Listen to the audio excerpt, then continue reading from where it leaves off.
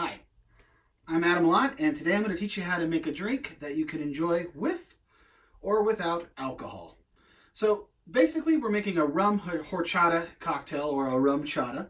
So of course our first step is to make our horchata. So horchata is pretty easy to make. You can do it basically with stuff you might already just have in your pantry. First thing you're going to need is 1 cup of rice and 5 cups of water. And you're going to want to put all that into your blender and really pulverize that rice until it's like a really fine sort of silty substance. Then it's going to chill out for 3 hours in the pitcher, in your little blendy pitcher. And then you're going to pour it through a mesh sieve into another pitcher so we can filter out all that rice silt that we just created. At that point, you can add 2 teaspoons of vanilla, 2/3 cup of sugar, and 2 teaspoons of cinnamon. And I like to put a little pinch of salt in there, as well as a little bit of cayenne to give it an extra spice. Once you've added all that, 1 can of coconut milk. Now I'm talking one of those 14-ounce cans you can buy at grocery stores that you typically use in Thai food. That's my cat. You're going to pour that in there, and then next, you're going to want 1 cup of the milk style of your choosing. It could be milk, it can be oat milk, it can be soy milk, it can be almond milk, it can even be a can of condensed sweetened milk. But if you do that, I would recommend not using the sugar because it's going to become way too sweet. I like a lot of sweetness, so I used the can of condensed milk in this case. It's delicious, and it's going to taste great when you're done. After that, we have our horchata ready to go, and you're just going to want to give it a nice stir. A good indication is that that cinnamon will be incorporated throughout, and it's going to turn into this tannish color. And you're not going to feel the pull of that sugar on the bottom of your spoon and the bottom of the pitcher. And that's how you know that you're finished. This pitcher has been chilling out in my refrigerator for about an hour. You want to serve it chilled and then pour it over ice with a little maybe grated cinnamon on top, or nutmeg, or cayenne pepper. And then from that point on, you have a delicious non-alcoholic beverage to sip on your patio. But for those of us who want a little, I guess, alcohol, we have the rum chata version. So the great thing about this cocktail is that it can be served 2 ways. It can be served up in a cocktail glass like this, or in a Collins glass like so. We are going to take 1 lime. I like to break apart my limes a little bit. I'm sure you know this already, but it never hurts to get back in touch with the basics. And what we're doing is we're loosening the juice from the fibers of the lime and the skin so we can get a better squeeze on. Unless you have a juicer, in which case you don't really need to do that. But I don't, so I'm not going to. But I do have a tiny juice press. You can get these at pretty much any grocery store. I got this one, I think, at the Dillon's on Mass Street before it was nice. So it's been with me quite a while. I'm going to squeeze 1 lemon.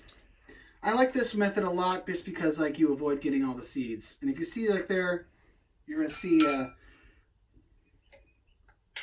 well-squeezed lime with all those fibers and not a lot of, well, I guess we'll just call lime meat left. Okay. So, there we go. Next, we're going to add our rum. Now, I am using a 4-year unaged Flor de Caña rum. I'm doing this because it is sort of just your real basic, rum flavor.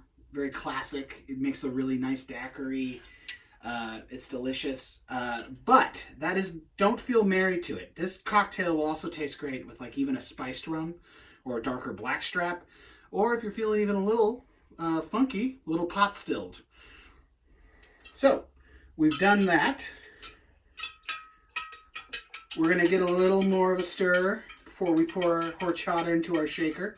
And if you don't have a cocktail shaker, don't worry about it. You can easily get pretty close to what you want with using a mason jar and a lid. It's just all of it. You might just have to shake it a little bit longer. So for our up version of this cocktail, we are going to add not 1, not 2, but about 2.5 to our cocktail shaker. And just give it a nice little shake. Now, no one really asked me questions, but if they did ask me questions, a question they might ask me right now is, how do we know when our cocktail is shook? And I always think a good indicator in this case, and why a cocktail shaker is such a great thing to have in your house, is by touch. You'll be able to feel this thing get cold. And as it gets cold, that's when you want to stop. Because we're not looking to dilute this drink too much. Because there's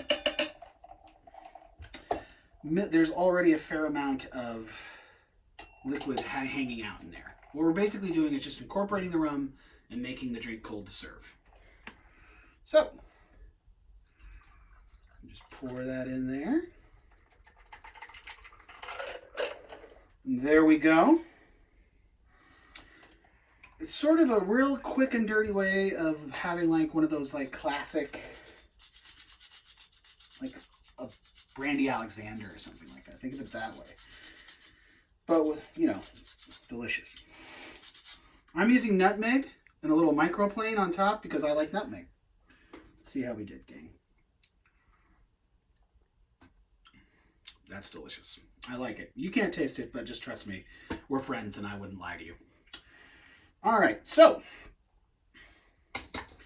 I normally wouldn't do this, but I'm going to incorporate that right back into the shaker.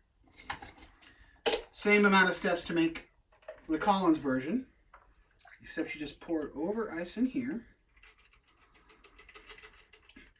And then, excuse me, I have to go get a LaCroix. But to me, I just really love the lime LaCroix in almost anything I do. So, I like to put a little bubble in this because, to quote my dad, what's a party without bubbles? I think he's actually quoting Rodney Dangerfield. But after that, you can do the same thing. A little grated Parmesan. That sounds amazing. And then there you go. And that's the patio version. It's great. Well, I hope you like it. Hope this helps you beat the heat. And I hope you have a great day.